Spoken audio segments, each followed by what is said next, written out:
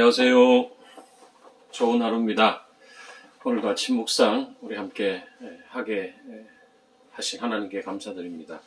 우리 먼저 감사의 기도 드리고요.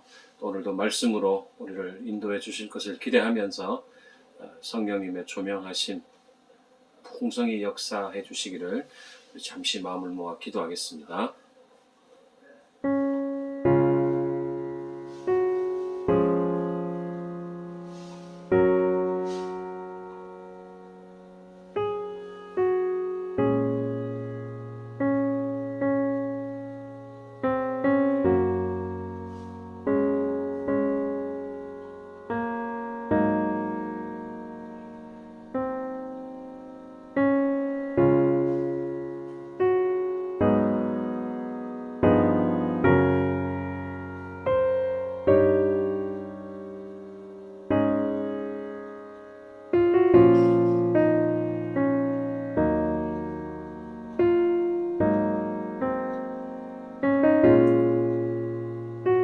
예수님의 이름으로 기도하옵나이다. 아멘.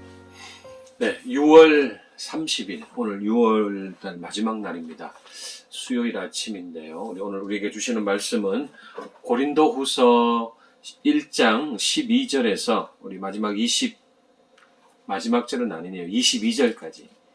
12절에서 22절까지의 말씀입니다. 6월 마지막 날 우리에게 주시는 말씀, 고린도후서 1장 12절에서 22절까지 말씀이고요. 말씀의 제목을 오해를 풀어야 할 때가 있습니다 라고 정해봅니다. 자, 우리 같이 읽겠습니다.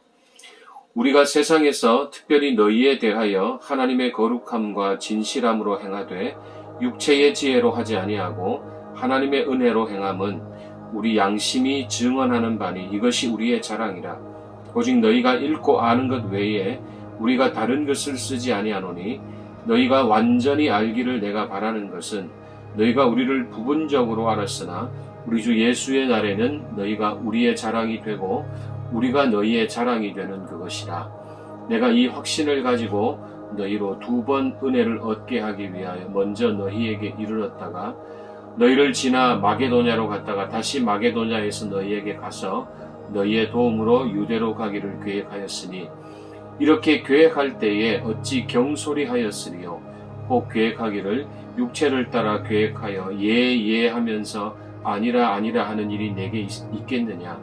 하나님은 미쁘시니라.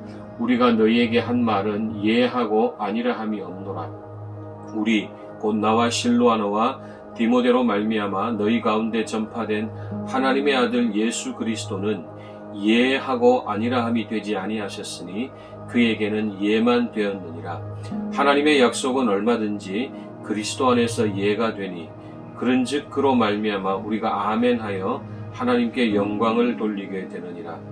우리를 너희와 함께 그리스도 안에서 굳건하게 하시고 우리에게 기름을 부으시는 이는 하나님이시니 그가 또한 우리에게 인치시고 보증으로 우리 마음에 성령을 주셨느니라.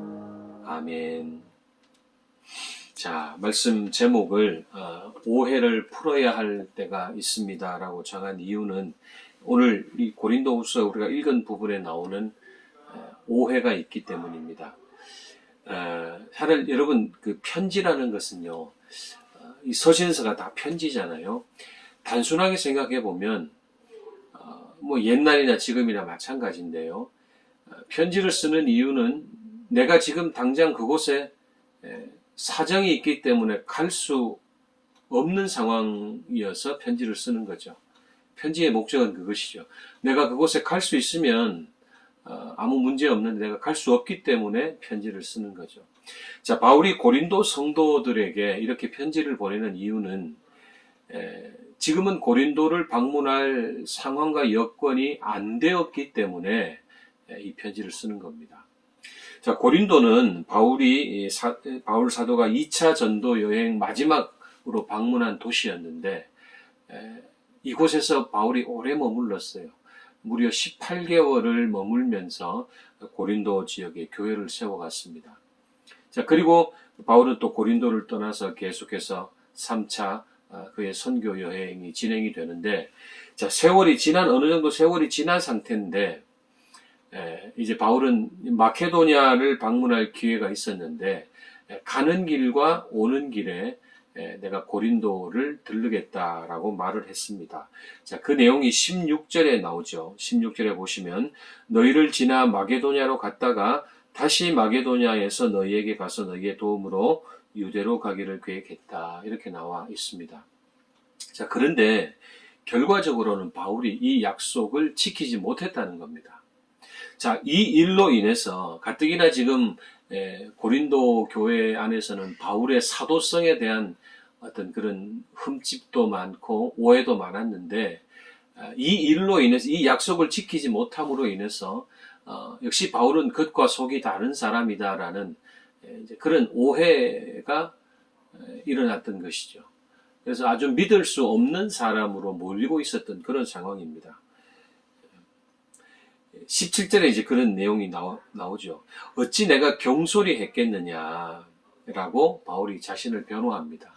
그러니까 바울은 지금 자신과 고린도 교인들 사이에 오해를 풀어주려고 고린도 후서를 기록한 것으로 보죠. 그래서 고린도 후서는 고린도 전서와 좀 다르게 약간 사적인 내용들이 많이 들어가 있습니다. 자, 바울은 우선 고린도 교회와 관련된 일에서 한결같이 자신은 하나님의 은혜를 따라 행동했다라고 그렇게 말을 합니다. 12절에 나오죠. 우리가 세상에서 특별히 너희에 대하여 하나님의 거룩함과 진실함으로 행하되 육체의 지혜로 하지 아니하고 하나님의 은혜로 행함은 우리 양심이 증언하는 바니 이것이 우리의 자랑이라. 이렇게 분명히 말을 합니다. 바울은 자신의 약속을 지키려고 했지만 어디까지나 바울의 예는, 바울의 방문은 하나님의 계획 안에 있을 수밖에 없다 이야기를 하는 거죠. 자신을 기름 부어서 사도로 세우시고 또 성도들을 견고하게 하시며 또 성령을 보증으로 주시는 하나님의 어떤 역사하심, 신실하심 안에서만 이루어질 수 있는 것이 자신의 스케줄이다.